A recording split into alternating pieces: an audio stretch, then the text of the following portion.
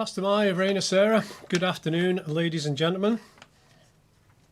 If I may give you the latest statistics from our good hard-working friends at Department of Health and Social Care. The total number of tests undertaken is 4,767. We have had 4,756 tests returned, which means we got 11 outstanding. There are 336 confirmed cases, and the meaning that today we have no new cases. Total active cases is 3, and I have another update here from the Department of Health and Social Care. As well as providing an update on the testing results, we've been asked to pass a message regarding dentists. I know this is on a lot of people's minds. We have received a number of queries on this difficult subject, particularly for those who require emergency dental work. Patient needs in this circumstance can be urgent. However, it is clearly very hard to deliver these services whilst adhering to social distance guidance. Department for Health and Social Care continues to work with all dentists and the Islands Dental Association towards the resumption of these services.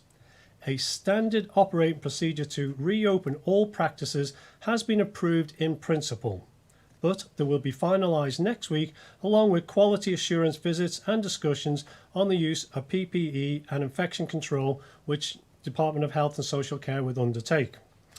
We will look to issue further advice and guidance as soon as we can, but until this time we ask that residents continue to contact the emergency dental number for any treatments.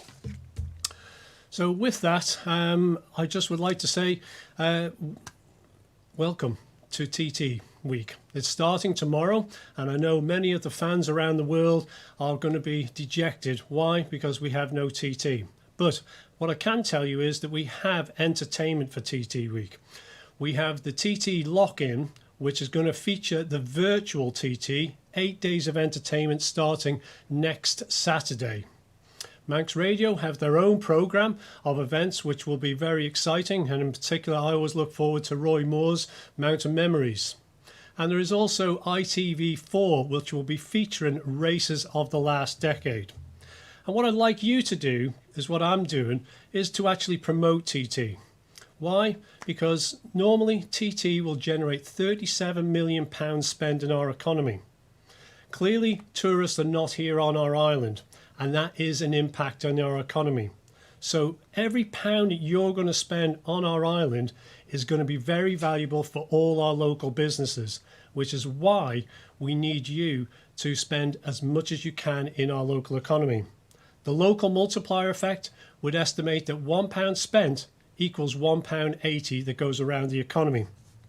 So many of you are returning to work. Some of the officers return to work this week. Next week we have some lifestyle services returning to work. This is great news, and this is because of the confidence in the results that we've actually been portraying each day as we come forward here.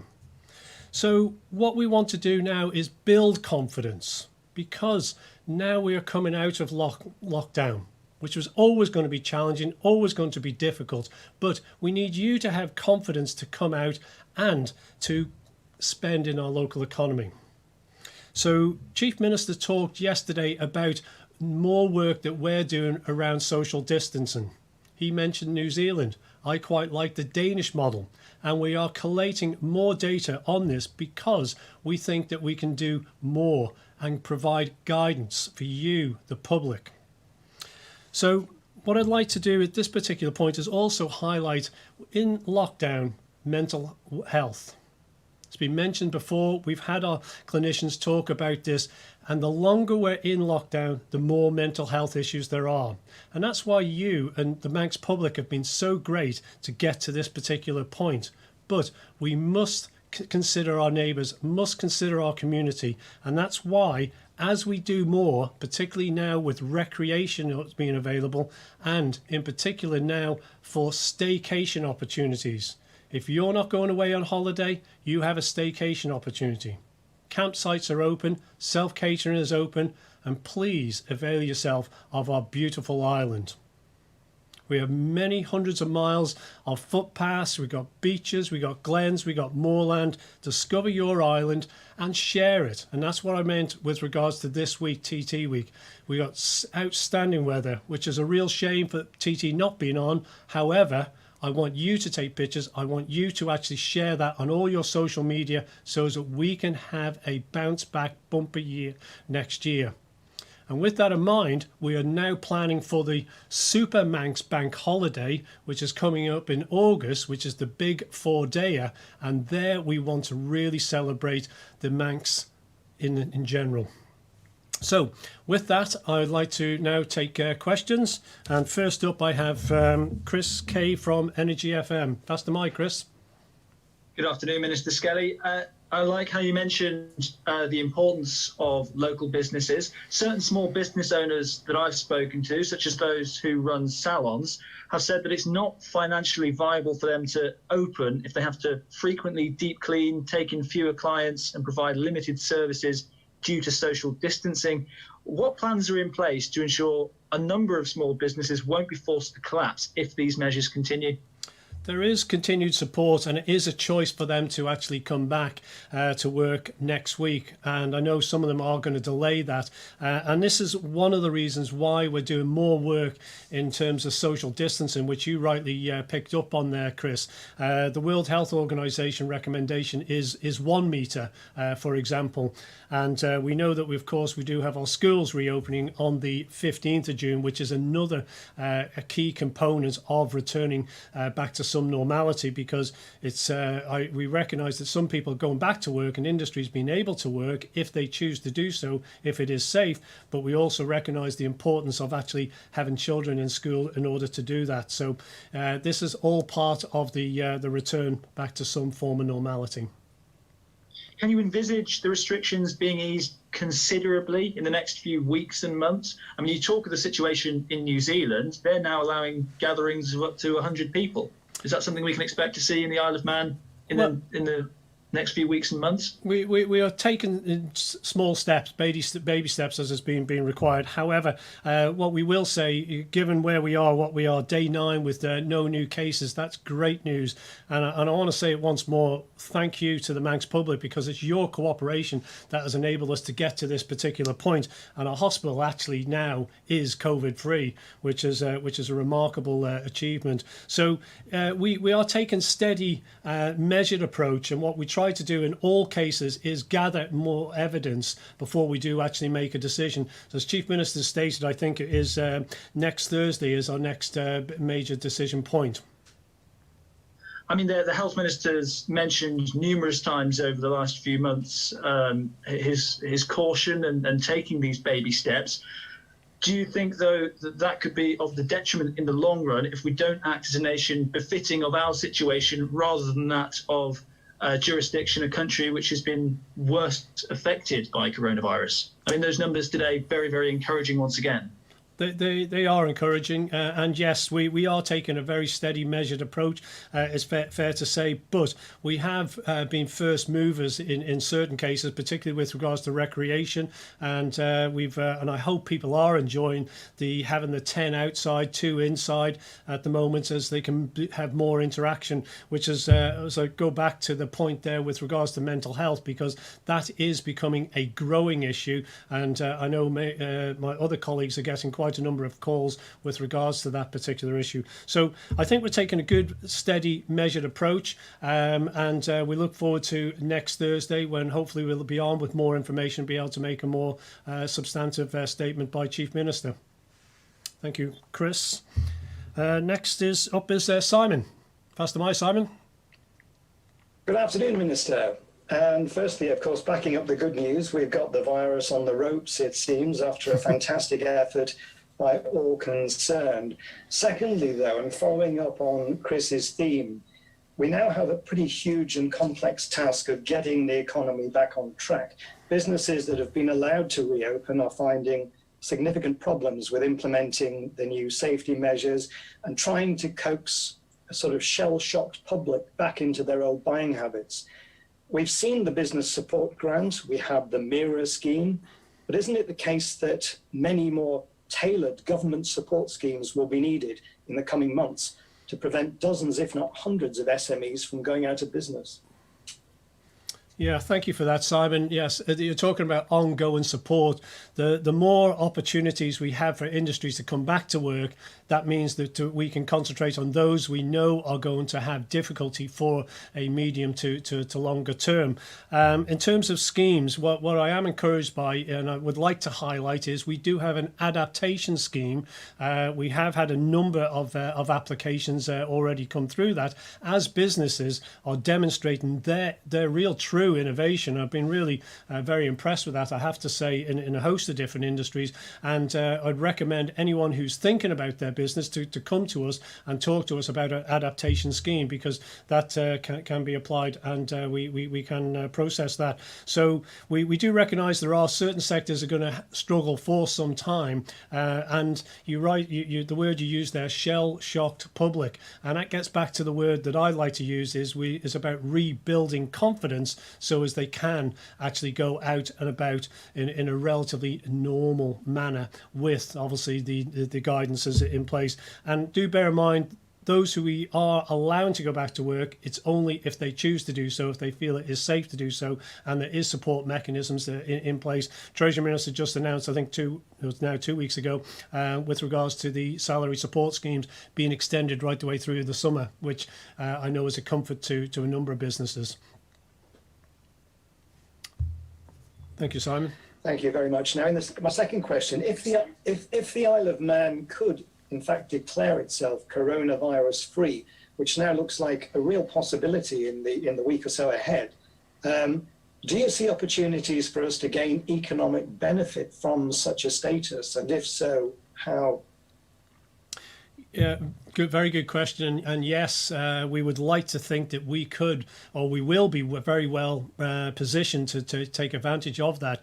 And one of the things that we're doing, and why I say I'd like you, the Manx public and the media, to promote the Isle of Man in its beauty. And what do we say in the Isle of Man? No better place on a fine day. And by God, we've had some fine days. So please share that, because what you're doing is you're promoting the Isle of Man, not just as a place to visit, which we will want that bounce back next year, but also a place to live and work, which is the very simple premise of the programme for government. And we know we're already gaining inquiries, and there are businesses that have people ready to move to the Isle of Man. Why? Because of our position here, but also the quality of lifestyle that we do have on our island. And I think we've all got a role and responsibility there to promote the Isle of Man, which is done to pretty good effect, I have to say, by a lot of the social media, along with the mainstream media, which you guys are. So, very good question now. Thank you, Simon. Tim. Thank you. That's the way, Tim. Mighty haircut. Just amused. Yeah, it needed doing in this fine, glorious weather. You mentioned obviously TT, and we'd have hotels that would be bustling now with TT visitors, campsites, etc., But there is the fallout, the reputational fallout, because as well as we're getting all I should have been on the island today, we're getting a lot of comments about the fact that people didn't get a refund and they have lost considerable amounts of money in some instances. You've put words out saying reputational damage to the island, you're working to avoid that with the hotels, but just could you give us some details as to how you're doing that if hotels are sticking with their non-refund policy? Yeah, you've raised this before, and I know this has done the rounds on social media, and it is a difficult issue, and I know there are one or two properties and people have been targeted, which is unfortunate, but what we have stated, and be very clear about it, is that we have supported the terms and conditions, which are individual to each of those businesses, and clearly for us here on the island, we did have, we have 70% of our hotel bed space on the promenade. They were living through the disruption of that. They then had the Flybe, and then COVID came along. And as you know, we work very much on a seasonal type of issue, so we know it's very difficult with the margins. But what I would say is there are many hoteliers as well as the tour operators have managed to forward book, which is great, and we welcome that. And good news just recently by the Steam Packet talking about their bookings for next year, which are showing very healthy, very strong, and we hope that can be maintained. And I'd also like to say that this is a global issue, the travel problem. Many people have booked holidays. There's airline collapses. I saw Sheeran's actually collapse there just this last week. You know, one of the oldest coach company, you know, in Britain, and that's another form of tourism that's quite strong for us here on the Isle of Man is coach travel, and what will happen as a result of that in terms of coach business, because given their demographic and you know that getting back to public having confidence to go on holiday. Right now, our focus here as an island is the domestic economy, which is why we need the island's population where they can to spend on island. So I get back to that multiplier effect. Every pound spent can represent £1.80 going around our local economy, which is really valuable for us, particularly more so now. I think it's just on that. It's more than just Shearings. They were part of a bigger group, and it's national holidays. We've seen their coaches on the island as well. So that's a further blow, isn't it, for that tourism sector, which is going to be, apart from the staycation trade, is going to be the last to really get it back on its feet. You're right, and this is why it's we as we release sectors that can go back to work, who feel they are safe enough to go back to work and start generating income, less support will be needed for them, and allows us to concentrate and focus on what will be a strategy around particularly tourism and travel. But we are somewhat governed by what happens further afield when it comes to travel and tourism. But we know we have a good offer, and I would highlight that we were seeing good steady increase in our tourism over the last few years, and investment was running at an all-time high really, and so very encouraging.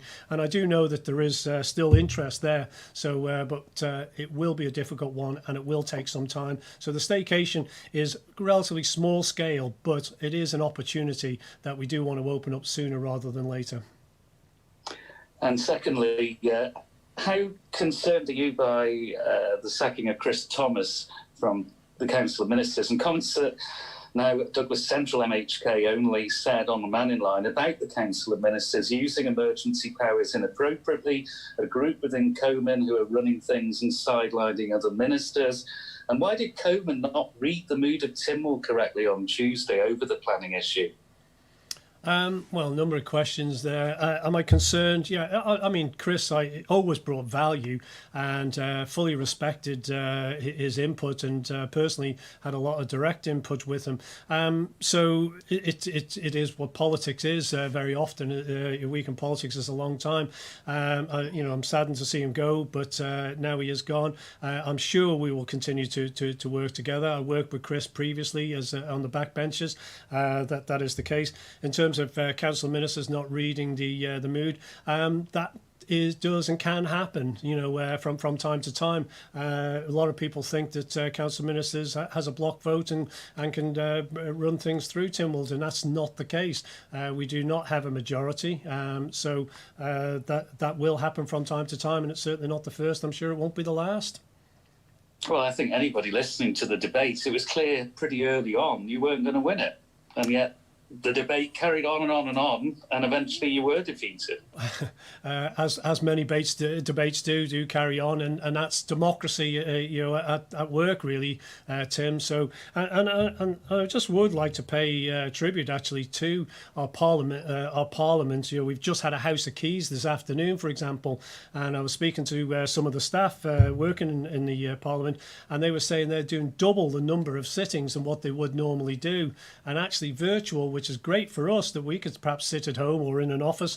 They've actually got to almost double up with some of the functions that they do. So, but I want to say well done to them for facilitating the continuation of the political scrutiny and decision making and legislation that has just been passed today.